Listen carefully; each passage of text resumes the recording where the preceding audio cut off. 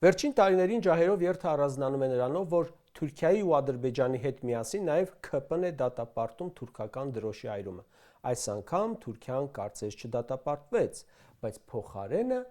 ՔՊ-ի կողմից մի երկու աղմուկ ավել եղավ։ Շատերն արձանագրեցին, որ ընդամենը վերջերս Ադրբեջանը քանդել է Ստեփանակերտի Սուրբ Աստվածածնի մայր տաճարը, բայց դա ՔՊ-ական իշխանությունը չի դատապարտել։ Ավելին, Ադրբեջանը քանդեր ավերել է Արցախի 5000 պատմամշակութային ժառանգությունից արդեն 1000-ից ավելին։ 1000-ը քանդել են, ջարդել են, ավերել են, պղծել են, սրանք ձայն չեն հանել։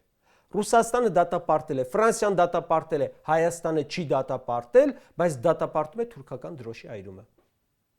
Ադրբեջանը 1000 հուշարձան ոչնչացրել է ու չի ստացել Հայաստանի իշխանություններից պահանջ, որ մեղավորներին պատժեն, բայց նույն Ադրբեջանը, նույն Հայաստանի իշխանություններից պահանջում է պատժել թուրքական դրոշը այրողներին։ Չեմ բացառում, որ կպատժեն մի ուրիշ հիմնավորումներով։